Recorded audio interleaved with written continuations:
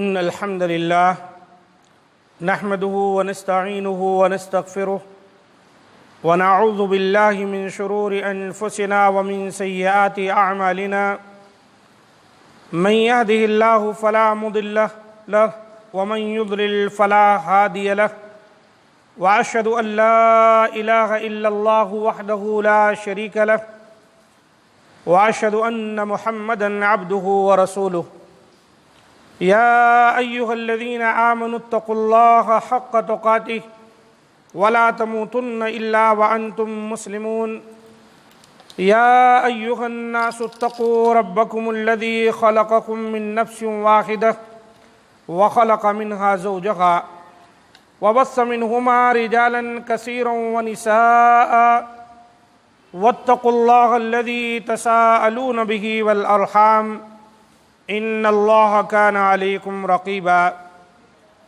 يا أيها الذين آمنوا اتقوا الله وقولوا قولا سديدا يصلح لكم أعمالكم ويغفر لكم ذنوبكم ومن يطع الله ورسوله فقد فاز فوزا عظيما أما بعد فإن خير الحديث كتاب الله وخير الهدي هدي محمد صلى الله عليه وسلم وشر الأمور محدثاتها وكل محدثة بدعة وكل بدعة ضلالة وكل ضلالة في النار قال الله تبارك وتعالى في القرآن المجيد والفرقان الحميد فأعوذ بالله السميع العليم من الشيطان الرجيم من همزه ونفخه ونفثه بسم الله الرحمن الرحيم إنما حرم عليكم الميتة والدم ولحم الخنزير وما أهل به لغير الله رب اشرح لي صدري ويسر لي أمري واحلل عقدة من لساني يفقهوا قولي رب زدني علما ربنا لا علم لنا إلا ما علمتنا إنك أنت العليم الحكيم معزز سامعین کرام، آج کے خطبہ مسنونہ کے بعد سورہ بقرہ کی آیت نمبر 173 کا کچھ حصہ تلاوت کیا گیا۔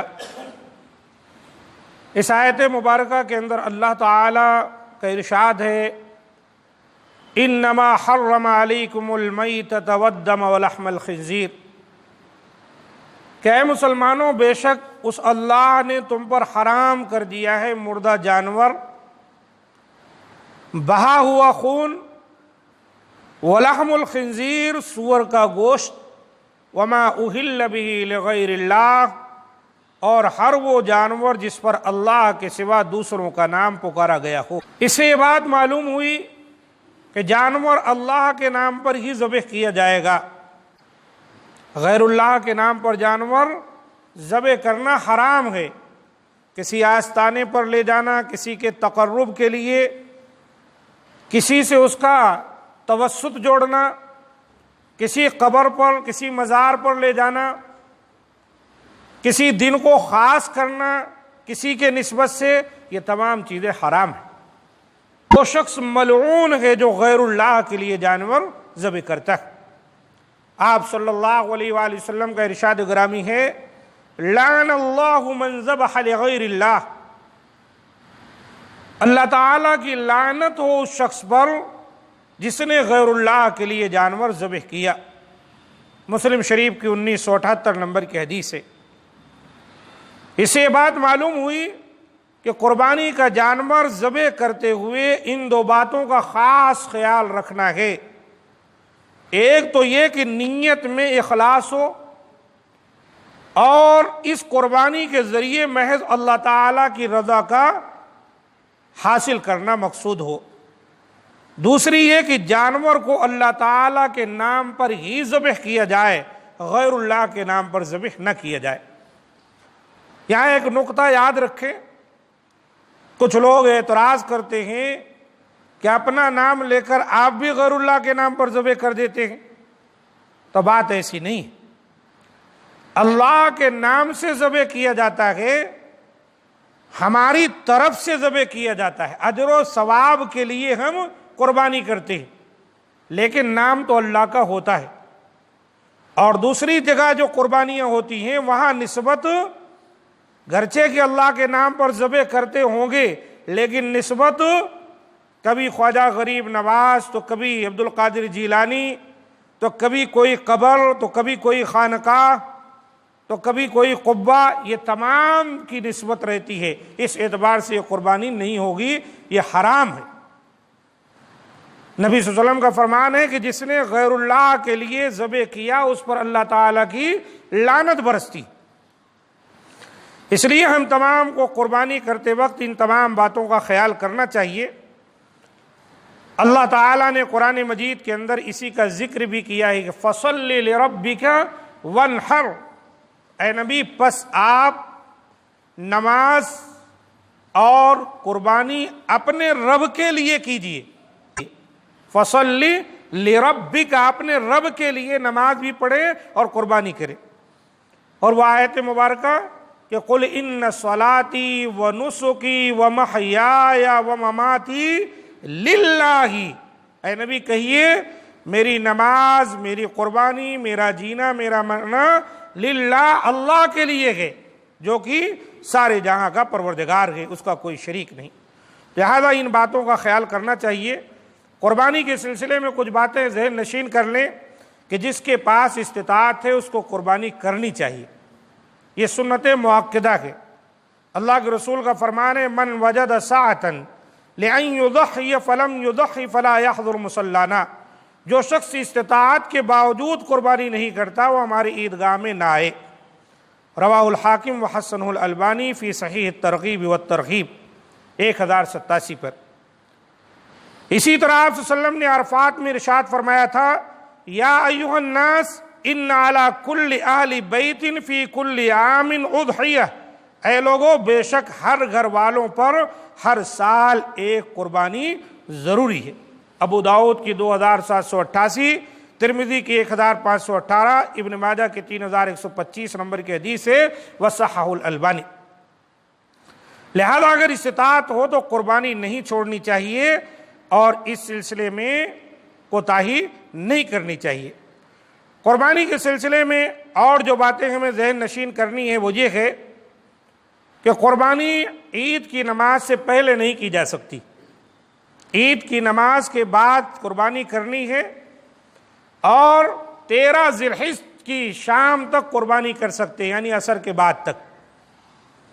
صحیح حدیث کے روح سے جو بات ہے کل ایام تشریق ذبح، کہ پورا ایام تشریق ذبح کا دن ہے، قربانی کرنے کا دن ہے، اس سے مراد 10 ذی الحجہ سے لے کر 13 ذی الحجہ ہے۔ اور اسی طرح اگر کوئی عید کی نماز سے پہلے قربانی کرتا ہے تو اس کو فَلْيَذْبَحْ مَكَانَهَا أُخْرَى، اللہ کے رسول نے کہا اس کو چاہیے وہ اس کی جگہ پر دوسری قربانی دے، وہ اس کی قربانی نہیں ہوگی۔ اسی طرح یہ بھی ذہن میں رکھیں کہ قربانی کے لیے جو جانور آپ نے خاص کر رکھا ہے یا جو جانور آپ خرید کر قربان کریں گے وہ موٹا تازہ ہو اور بے عیب ہو۔ كُنَّا نُسَمِّنُ الْأَضْحِيَّةَ بِالْمَدِينَةِ وَكَانَ الْمُسْلِمُونَ يُسَمِّنُونَ، ابو امامہ بن سہل بیان کرتے ہیں کہ ہم مدینہ میں قربانی کے جانور کو خوب کھلا پلا کر موٹا کرتے تھے، اور اسی طرح عام مسلمان بھی قربانی کے جانوروں کو موٹا کرتے تھے۔ یہ بخاری شریف کی حدیث ہے۔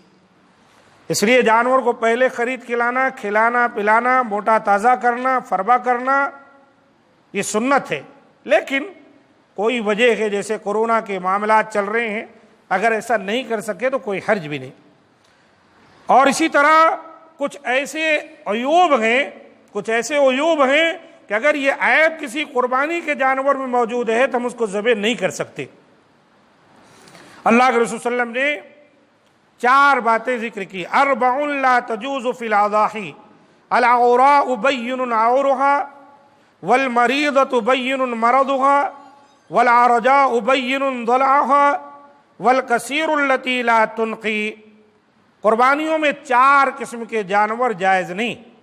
العوراء بین عورها، ایسا جانور جو کہ بھینگا ہو اور اس کا بھینگا پن بالکل واضح ہو، یعنی کانا، ایک آنکھ سے کم دیکھتا ہو یا آنکھ پھوٹ گئی ہو۔ اسی طرح آپ صلی اللہ علیہ وسلم نے فرمایا وہ جانور جو مریض ہو اور اس کی بیماری بالکل عیاں ہو، معمولی قسم کا بیمار ہے الگ بات ہے، لیکن اتنا بیمار ہے بالکل واضح ہے، سکڑا بیٹھا ہوا ہے، ہلائے ڈلائے تو چلنے کے قابل نہیں، کھا پی نہیں رہا ہے، تو نہیں ذبح کرنا۔ وہ جانور جو لگڑا ہو اور اس کا لگڑا پن بالکل نمایاں ہو، یعنی لگڑ گیا ہے اور چل رہا ہے تو بالکل واضح طور پر دکھ رہا ہے لنگڑ ہے، اور وہ انتہائی کمزور اور لاغر جانور جس کی ہڈیوں میں گودا نہ ہو، اتنا کمزور ہے کہ اس کی ہڈی میں گودا تک نہیں، ایک دم لاغر ہے۔ تو یہ 4 عیوب ہیں جو نبی صلی اللہ علیہ وسلم نے بیان کیے کہ ایسا جانور قربانی میں نہیں ذبح کرنا چاہیے۔ ابو داؤد کی 2802، ترمذی کی 1497 نمبر کی حدیث ہے، وصححہ الالبانی۔ اسی طرح قربانی کے جانور کو ذبح کرنے سے پہلے چاقو یا چھری کو اچھی طرح تیز کر لینا چاہیے۔ کچھ لوگوں کی عادت ہوتی ہے ادھر جانور کو لٹائے ادھر اس کو پتھر پر رگڑتے ہیں، غلط بات ہے۔ پہلے سے آپ اپنی چاقو تیز رکھیں تاکہ جانور کو ذبح کرنے میں آسانی ہو۔ آپ صلی اللہ علیہ وسلم فرماتے ہیں ان اللہ کتب الاحسان علی کل شیء فاذا قتلتم فاحسنوا القتلہ واذا ذبحتم فاحسنوا الذبح ولیحد احدکم شفرتہ ولیرح ذبیحتہ۔ بے شک اللہ تعالیٰ نے ہر چیز پر احسان کو فرض کیا ہے، لہذا جب تم قصاص میں قتل کرو تو اچھی طرح سے قتل کرو، اور جب جانور کو ذبح کرو تو اچھی طرح سے ذبح کرو، اور تم میں سے ہر شخص اپنی چھری کو تیز کر لے اور ذبح کیے جانے والے جانور کو سکون پہنچائے۔ امام مسلم نے 1955 پر اس حدیث کو روایت کیا۔ پتہ چلا کسی چیز کو مارنا بھی ہے تو تڑپا کر مارنے کا حکم اسلام نہیں دیتا ہے، ایسا ماریں کہ ایک ہی مرتبہ میں وہ مر جائے، اور ذبح کریں تو ایسی چھری تیز ہو کہ جلدی سے وہ کاٹ دے اور اس کی 2 رگیں کٹ جائے، خون نکل جائے، جانور کو زیادہ تکلیف نہ ہو۔ اور اللہ کے رسول نے کہا پہلے سے چھری تیز کر لیں۔ چھری یا چاقو کو جانور کے سامنے تیز نہیں کرنا چاہیے۔ حضرت عبداللہ بن عباس رضی اللہ تعالیٰ عنہ بیان کرتے ہیں رسول اللہ صلی اللہ علیہ وسلم ایک شخص کے پاس سے گزرے جس نے ایک بکری کی گردن پر اپنا پاؤں رکھا ہوا تھا اور چھری بھی تیز کر رہا تھا، جبکہ بکری اس کی طرف دیکھ رہی تھی۔ تو آپ صلی اللہ علیہ وسلم نے فرمایا افلا قبل ھذا اب ترید ان تمیتھا موتات، تم نے اس سے پہلے ایسا کیوں نہ کیا، یعنی چھری اپنی تیز کر لیتے، کیا تم اسے کئی مرتبہ مارنا چاہتے ہو؟ رواہ الطبرانی وغیرہ وصححہ الالبانی فی صحیح الترغیب والترغیب 1090۔ تو پتہ چلا ہم کو اپنے جانور کو آرام پہنچانا ہے، اور اسی طرح ایک آدمی کو چاہیے کہ اپنے جانور کو اپنے ہاتھوں سے ذبح کرے۔ خواتین بھی چاہیں تو قربانی اپنے ہاتھوں سے ذبح کر سکتی ہیں، ان تمام کے دلائل موجود ہیں۔ اور اسی طرح قربانی کی دعا جو ہے ہر سال ہم قربانی دیتے ہیں لیکن یاد نہیں رہتی، حالانکہ کوئی بہت بڑی بات نہیں ہے۔ اللہم تقبل ھذا منی، یا اگر کسی اور کی طرف سے آپ دے رہے ہیں تو اس کا نام لے لیں، مثلا اللہم تقبل ھذا من ابراہیم وآلہ بسم اللہ اللہ اکبر، ذبح کر دے، بس یہی اتنا ہے۔ اب کسی کو یاد ہے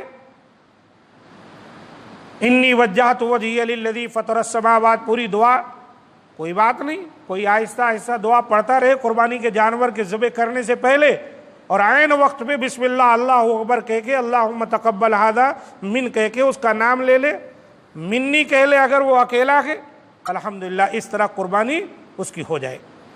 اس میں بہت بڑی چیز نہیں ہے۔ اللہ کے رسول صلی اللہ علیہ وسلم نے قربانی ایسے ہی کی تھی جیسا کہ امام مسلم نے روایت کیا ہے حضرت عائشہ رضی اللہ تعالی عنہا سے کہ آپ صلی اللہ علیہ وسلم نے حضرت عائشہ صدیقہ رضی اللہ تعالی عنہا سے کہا تھا حلم المدیہ، چھری لے آؤ، پھر آپ نے فرمایا اشہدیہا بحجر، اس کو کسی پتھر کے ساتھ تیز کر دو۔ جب چھری تیز کر کے حضرت عائشہ صدیقہ رضی اللہ تعالی عنہا نے نبی صلی اللہ علیہ وسلم کو دیا تو آپ نے اسے ہاتھ میں لیا، میڈے کو پکڑا اور اسے ذبح کرتے ہوئے فرمایا بسم اللہ اللہم تقبل من محمد و آل محمد و من امتی محمد، اللہ کے نام کے ساتھ اے اللہ محمد، آل محمد اور امت محمد کی طرف سے قبول فرما۔ اس کے بعد آپ نے اسے قربان کر دیا۔ یہ مسلم شریف کی 1967 نمبر کی حدیث ہے۔ قربانی کے جانور کا گوشت جو ہے ہم 3 حصوں میں کر سکتے ہیں۔ قرآن سنت سے بہر کیف یہ مفہوم نکلتا ہے کہ ہم جانور کے 3 حصے کر دیں، ایک اپنے لیے، ایک رشتہ داروں کے لیے اور ایک غربا مساکین کے لیے۔ قرآن میں اللہ تعالیٰ کا ذکر ہے فَكُلُوا مِنْهَا وَأَطْعِمُوا الْبَائِسَ الْفَقِيرَ، کہ پھر تم خود بھی ان قربانیوں کے گوشت سے کھاؤ اور بھوکے فقیروں کو بھی کھلاؤ۔ اس طرح فرمایا فَكُلُوا مِنْهَا وَأَطْعِمُوا الْقَانِعَ وَالْمُعْتَرَ، اس سے خود بھی کھاؤ اور سوال نہ کرنے والوں اور سوال کرنے والے مساکین کو بھی کھلاؤ۔ یہ سورہ حج کی آیت نمبر 36 ہے، اس میں 3 ذکر آ گیا، ایک خود کھاؤ، ایک سوال جو نہیں کرتے ان کو دیو، رشتہ دار ناطے دار پاس پڑوس کے، ایک مانگنے والے مساکین کو، غربا کو۔ تو لہذا اگر 3 حصہ کر کے دیں تو کوئی حرج نہیں، لیکن ضرورت ہو پورا استعمال میں لا لیں کوئی حرج نہیں، اگر ضرورت نہیں پورا غربا مساکین کو دے دیں کوئی حرج نہیں، یہ جائز ہے۔ اور اسی طرح ہم قربانی کے گوشت کو جمع بھی کر کے رکھ سکتے ہیں۔ کلوا وتزودوا وادخروا، اللہ کے رسول نے فرمایا تم کھا سکتے ہو، دوران سفر کھانے کے لیے زیادہ راہ بھی لے سکتے ہو اور ذخیرہ بھی کر سکتے ہو۔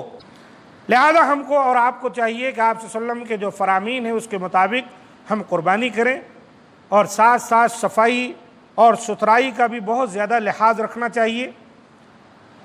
ایسے ہی ذبح کرنے کے بعد خون ایسے روڈ پر چھوڑ دینا، وہیں پر جانور کو ذبح کر کے کام کی چیزیں نکال لینا اور پھر اس کے بعد باقی تمام غلاظت وغیرہ ویسے ہی چھوڑ دینا روڈ پر، یہ درست نہیں۔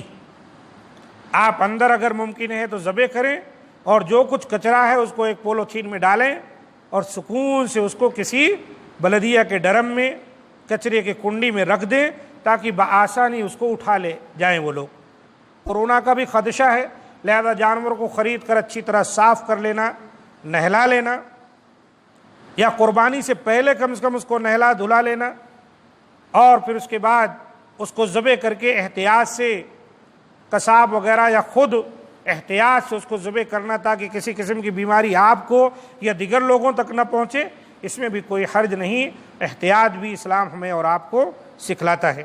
اللہ تعالیٰ سے دعا ہے کہ مولا کریم ہم تمام کی قربانیوں کو قبول فرمائے، اور اللہ تعالیٰ خالصتاً اپنی ذات کے لیے قربانی کرنے کی اور ذبح کرنے کی توفیق دے، اور شرک سے اللہ تعالیٰ محفوظ رکھے، ہمارے گناہوں کو بخش دے، ہماری خطاؤں کو درگزر فرمائے، ہمارے حال پر رحم فرمائے کہ یقیناً وہی رحم و کرم کرنے والا ہے۔ سبحان ربک رب العزت عما یصفون وسلام علی المرسلین والحمد للہ رب العالمین۔